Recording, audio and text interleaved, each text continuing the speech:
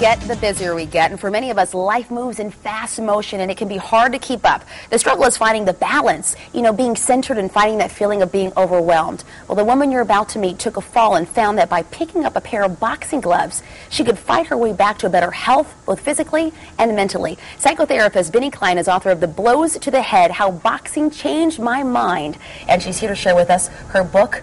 Thank you so very much for being here, Binnie. Thank you, Desiree. It's good to meet you. You are feisty, and we love it. I want you to tell us how you got into boxing. Well, as you said, I literally fell into it. A couple of years ago, I fell in my own backyard, broke my first bone, my ankle and my foot, went through physical therapy, and I'm going through the physical therapy, and I'm kind of bored. I was formerly a very sedentary person, not terribly athletic. In my day job, I sit. And one day, I'm at the gym with my physical therapist, and I spot a pair of boxing gloves in the corner. And for some reason, they called out to me.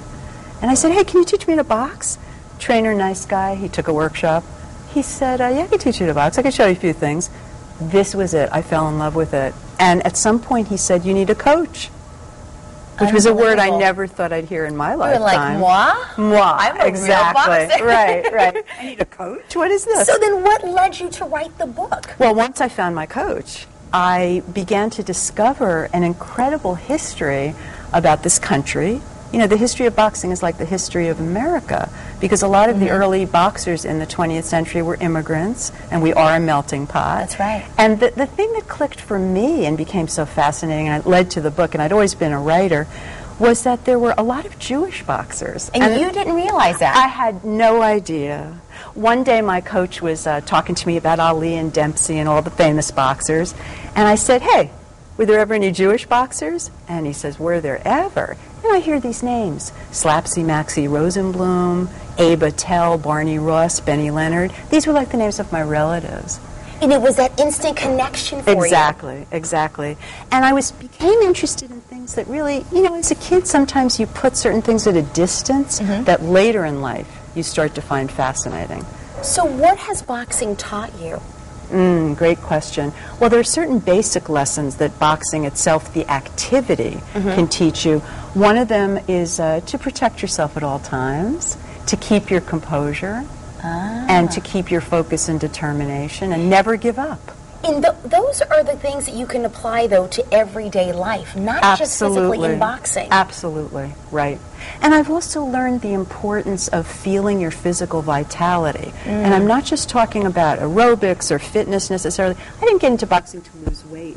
But feeling your body's strength, particularly for women, is extremely empowering.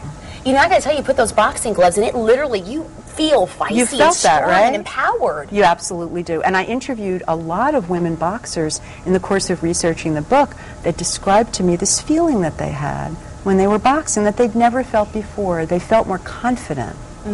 So what do you want our viewers to take away from your book?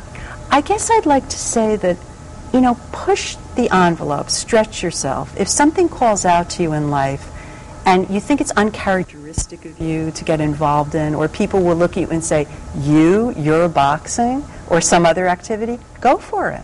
That's right. Go for it. And people can go for it with you. You've got a book signing coming up, do you not? Yes, I do. I've been doing a lot of signings, and there's one on Wednesday at R.J. Julia's in Madison, and that's at 7 o'clock. And people can come out, do a little nice meet and greet and a Q&A. Absolutely. Q&A, signing.